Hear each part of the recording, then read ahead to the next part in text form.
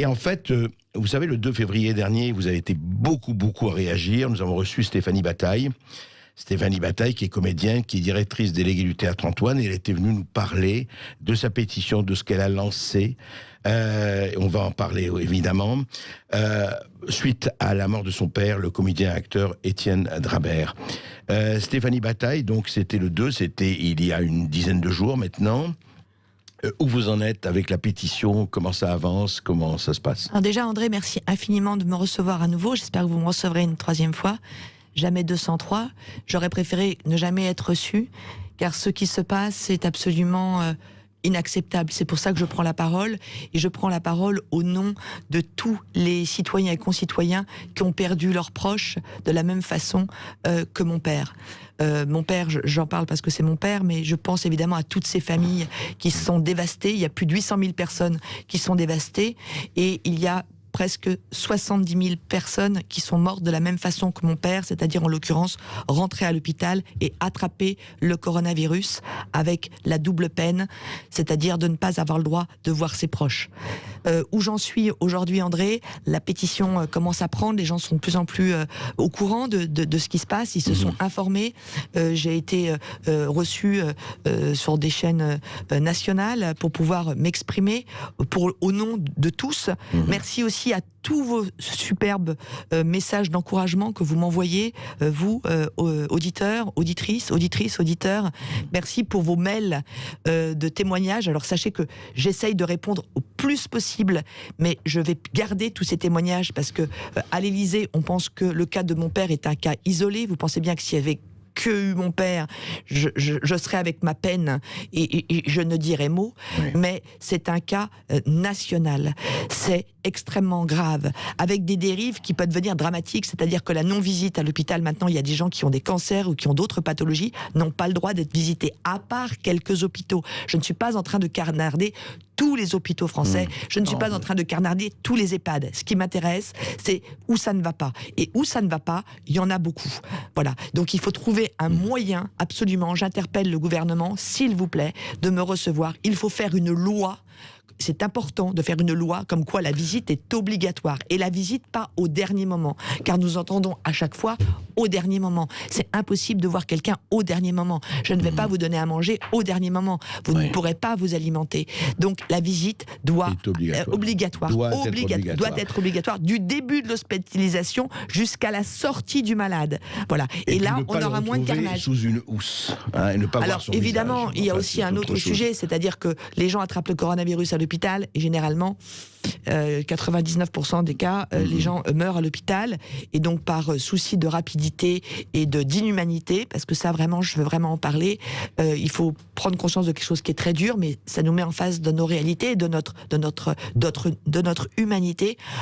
Les défunts sont enterrés tout nus dans une housse en plastique, donc il n'y a pas la toilette funéraire. Maintenant, il y a un décret, depuis le 20 janvier, vous avez le droit de reconnaître la personne qui est dans le cercueil, chose qui n'existait pas avant.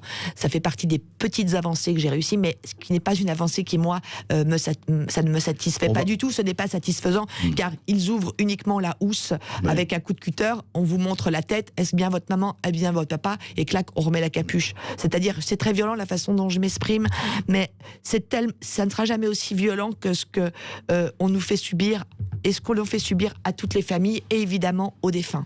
Tout à fait. Alors justement, parmi les réactions, il y en a eu de très nombreuses, mais il y a eu une tribune qui m'a interpellé, qui vous a interpellé aussi, magnifique Stéphanie. Tribune. La tribune de Laurent Frémont, qui a été publiée le 10 février chez Marianne, sur le site de l'hebdomadaire Marianne. Je lis juste quelques lignes.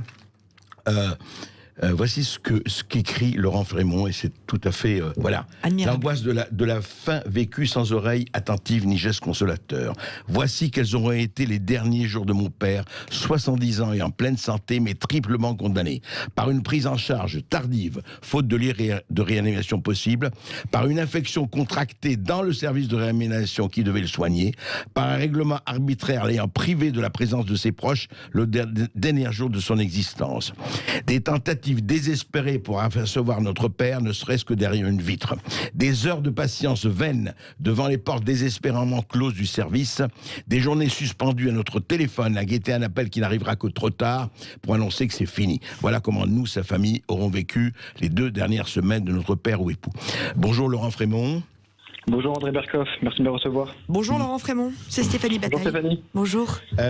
Laurent Frémont, en fait, ce que on ne va pas lire, et je renvoie vraiment au site de Marianne de lire votre remarquable lettre, enfin votre remarquable tribune.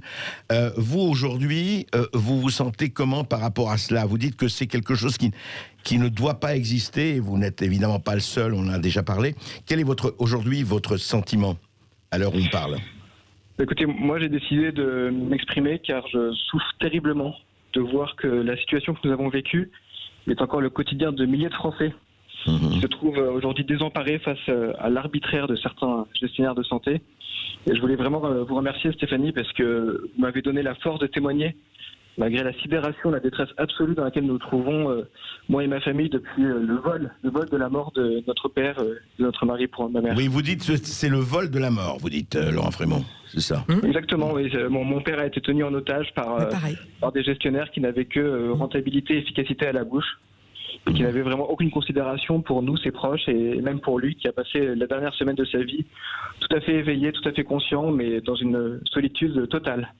Stéphanie, vous voulez... Laurent, si vous en êtes d'accord, j'aimerais bien qu'on s'associe à ce combat. Avec grand plaisir, un homme et une femme. Je trouve que ça a du sens. Vous avez perdu votre papa qui avait 70 ans. Moi, il en avait 81. Et c'est insurmontable et que ça continue. Il faut que tous les deux, on puisse, pour les familles, que ça cesse. Donc si vous en êtes d'accord, Laurent, parce que moi, je vous ai cherché partout. Et heureusement, André me parle de vous. Et j'ai dit, mais je cherche à le joindre. J'ai essayé de joindre Marianne. Et je vous retrouve. Vous voyez, vous êtes sur mon chemin. Et si à partir de tout à l'heure, on peut se mettre ensemble, on va le faire. On va le faire. Juste. Oui, allez-y. Non, mais je pense vraiment, Stéphanie, qu'il faut qu'on agisse vite parce que cette situation, elle a que trop duré. Bien sûr. Et donc, je vous invite, vous, à continuer à crier notre détresse, parce que vous le faites très bien. Je le vais faire avec vous. Et on va proposer dès que possible un texte politique pour que cette situation change. Bien sûr, volontiers. Vous êtes sur Paris, Laurent ? Écoutez, oui, je suis Paris. On va vous mettre en contact. Tout de suite après, on vous met en contact. Il n'y a pas de problème. Laurent Frémont, juste un mot. Vous dites ceci. Vous dites l'adieu de la mère à son mari, de votre mère, donc l'adieu de ma mère à son mari se fera en quelques minutes, accordé avec dédain dans la froideur d'une morgue en sous-sol. Il était donc seul quand il s'est réveillé du coma artificiel et toujours seul quand il est mort. Une semaine plus tard, inhumanité ultime. Et vous dites ceci, à la fin de votre... Il y a urgence. Chaque visite interdite, chaque décès dans une solitude forcée, chaque mise en bière en l'absence des proches sont autant de douleurs personnelles inconsolables que de recul de civilisation déshonorant notre société. Mais comment, Laurent, vous expliquez? Parce que on se dit, mais pourquoi on en est arrivé là? Puisque, enfin, on est quand même une civilisation en principe avancée. Et comment il se fait, justement, que cette espèce de froideur inhumaine s'instaure, en tout cas pas partout, heureusement, mais vous l'avez vécu, Stéphanie aussi, et puis des milliers d'autres gens. Des centaines de milliers de personnes l'ont vécu. Bah écoutez, moi j'explique toujours pas. Je pense qu'on entre dans une société de la peur qui est gouvernée vraiment par la peur. C'est ça, c'est le management par la peur. Et par des financiers. On a mis l'argent au centre. Par la rentabilité. Bien sûr, on est sur la rentabilité. On dégage nos anciens avec un mépris terrible. Et j'aime cette phrase, qui est la dernière phrase que mon père a écrite. C'est « Un monde sans mémoire est un monde en péril ». On est en péril. Donc il faut se réveiller. Merci Laurent. Merci à toutes les familles qui arrivent à témoigner. Et on va faire bouger les choses. Ça, c'est promis. Un dernier mot, Laurent, allez-y. Moi, je dois bien ça à mon père parce qu'il était chirurgien, il n'avait toujours pas pris sa retraite. Et toute sa vie, il était aux côtés de ses patients. Il s'est consacré avec une patience, un dévouement infini. Et donc, je pense que cette vision des soins doit maintenant primer sur la course à la rentabilité, à l'efficacité, et qui semble désormais être le maître mot de ces établissements, notamment du groupe Almaviva, dans lequel mon père est mort dans ces conditions indignes. Donc je pense que c'est vraiment une question de civilisation aujourd'hui. Il faut qu'on mette fin à la toute-puissance, à l'arbitraire de ces gestionnaires, et qu'on redonne du sens aux soins qui sont apportés par les soignants. Et encore une fois, je pense que la plupart accomplissent leur travail dans des conditions formidables et très difficiles. Tout à fait. Il faut leur rendre hommage. Bien sûr. Exactement. Et je leur rends hommage. Il y en a qui ont été admirables avec nous, mais qui subissaient les consignes, les protocoles des gestionnaires. Et donc, encore une fois, voilà, il ne s'agit pas de blâmer tout le corps médical, mais vraiment ceux qui se comportent de la sorte, qui prennent en otage les morts, qui prennent en otage les familles. Très bien, Laurent, merci. Et je crois que voilà, vous devez, en tout cas, vous allez vous voir avec Stéphanie Bataille. Oui. Stéphanie, une dernière chose. Vous avez dit au départ, moi maintenant je me bats pour qu'il y ait une loi, c'est-à-dire que quelque chose empêche que, quelle que soit l'épidémie, quel que soit le cas, qu'on puisse comme ça ne pas voir effectivement ses proches, que ça ne puisse plus se passer. D'abord, il faut absolument que le gouvernement se réveille, parce que là, il faut arrêter de parler de la sortie de crise, il faut arrêter avec un cynisme et un petit sourire en coin de nous annoncer les morts le soir, et on gobe ça parce que les gens sont sidérés, les gens ne savent plus... sidérés et apeurés. Apeurés, bien sûr. C'est pas la vente des yaourts, hein. Quand on dit 250 morts, c'est terrifiant, et on nous dit à l'hôpital. Donc j'ai demandé les chiffres des gens qui sont morts à l'hôpital. Est-ce que ce sont des gens qui sont morts parce qu'ils avaient une détresse respiratoire, ils étaient chez eux, ils sont arrivés à l'hôpital, ou ce sont des gens qui ont attrapé le virus à l'hôpital? Eh bien, malheureusement, la plupart de ces chiffres correspondent à une totalité des gens qui ont attrapé le virus à l'hôpital. J'aimerais saluer le personnel soignant une partie du personnel soignant qui est désarmé. J'ai des témoignages d'infirmiers et d'infirmières qui ne savent plus quoi faire car ils se sentent complices d'un système. Elles sont en larmes, ils sont en larmes, voyant les familles, mais on va tout faire pour que vous puissiez voir votre père ou votre maman ou votre frère, et là-haut, on leur dit non au dernier moment. C'est lamentable. Il faut que ces gens soient évidemment honorés, ces gens qui se battent. Il y a beaucoup d'infirmières et d'infirmiers qui démissionnent, quitte à tout perdre, parce qu'ils ne veulent pas être complices de ce système. Je demande une loi qui me paraît être le b.a.-ba. Ce qui est incroyable, c'est d'en arriver là, de demander un droit de visite tout le temps, avec des gestes respectueux, d'arriver, évidemment. Avec des précautions. Il n'est pas question de retirer son masque près du patient. Le fait de voir un patient, c'est 50% du soin. Donc, on ne va pas gommer ce soin pour faire mourir les gens encore plus rapidement dans une détresse et dans un abandon, ce qui fait des dommages collatéraux absolument délirants sur les familles. Il faut lire absolument le livre de Marie de Henzel, L'adieu interdit. Il faut lire les témoignages de Cynthia Fleury. Il faut revoir ce que nos anciens et nos aînés ont fait pour l'hôpital et voir le carnage que nous sommes en train de faire aujourd'hui.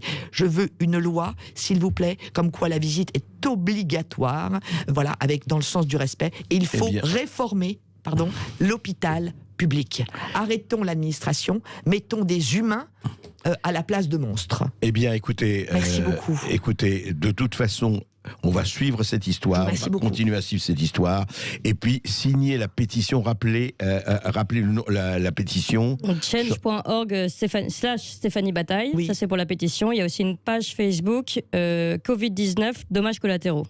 Voilà, merci Stéphanie Bataille. C'est moi qui vous remercie, et on se bat tous pour vous. Ça peut vous arriver demain. Voilà. Donc, et ça, je ne veux plus. Et il y a beaucoup de gens qui ne le veulent plus. Donc, signer cette pétition, c'est très, très important en tant que citoyen. Et on ne peut pas dire, ça m'arrivera pas. Non, ça arrive, ça peut arriver. Non, et personne ne peut dire ça n'arrive qu'aux autres. Voilà. C'est pour vous tous. Prenez soin de vous et de tous les autres. Merci infiniment. À très bientôt. Merci Stéphanie. Vous avez entendu l'appel de Stéphanie Bataille, et n'hésitez pas justement à rejoindre cette pétition sur change.org/Stéphanie Bataille.